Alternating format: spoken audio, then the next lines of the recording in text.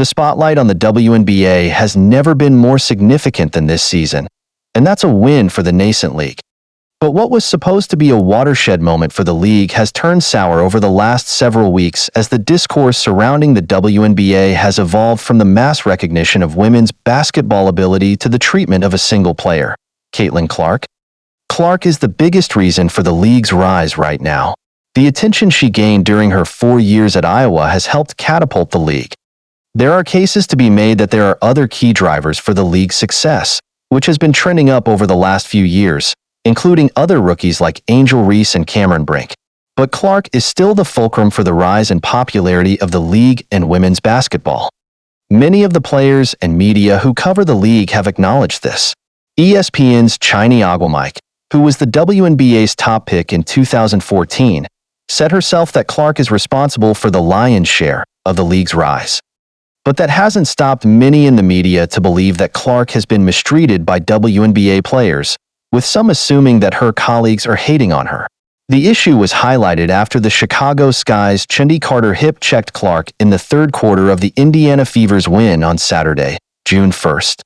The ruckus has gotten so drastic that Indiana Congressman Jim Banks even sent a letter to WNBA Commissioner Kathy Engelbert about what he called an excessive attack on his city's prized women's basketball star. On Wednesday, the Sky players claimed they had been harassed as they were exiting their bus in Washington, D.C., after arriving for their game against the Washington Mystics scheduled for Thursday evening. A short video of the incident is circulating on X, formerly Twitter, as a reporter asks Carter if she has gotten a chance to reach out to Caitlin as she is walking. It is unclear whether the video captures the entire incident, which the Sky players described as veteran Isabel Harrison said the team couldn't even stop off the bus. Whatever the case may be, it's another sign that WNBA players are starting to get sick of the media circus that has come with this turn.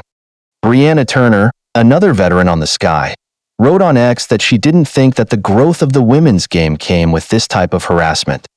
Didn't realize that when we said, grow the game, that would be interpreted as harassing players at hotels, Turner wrote. But the Sky players aren't the only ones showing fatigue over the narrative. Breanna Stewart, last year's WNBA MVP, showed some signs of frustration after answering a question about the league's physicality after she and the New York Liberty faced the Sky on Tuesday, June 4th. Stewart tapped the table and gave a sarcastic grin before speaking. "This is the best league in the world," Stewart said. "No one is going to give you anything easy. The fastest, the strongest, the quickest. That's why this is the WNBA. Continue to kind of pay attention to what we do. Understand that we're trying to bring our best basketball, but knowing that as a collective, we're continuing to bring this league to a better place altogether." 2 weeks ago, before the incident between Clark and Carter, Las Vegas head coach Becky Hammon and two-time MVP Aya Wilson also addressed all the media chatter. "We love Caitlin Clark," Hammon said. "I think she's amazing, and our league loves her. We're just doing our job." Wilson laughed, shrugged, and said, "We get it," as Hammon spoke. The two also went in support of Clark as she deals with the entire media circus, with Hammon recognizing just how young Clark is as she plays in her first year in the league. "She's a 22-year-old woman with a lot of pressure," Hammon said. "She's not perfect, she's a rookie in this league." "Back off," Hammon said. From a player's perspective, Wilson also pointed at Clark's youth and how difficult it must be for her as a rookie to navigate it all. "She's learning and growing just like everyone else," Wilson said. "These questions are only annoying because it's like, she's young, she's a rookie. You all keep asking us these questions as if she's a grown-ass woman that's been in this league for years. No, she's doing her job, we're doing ours.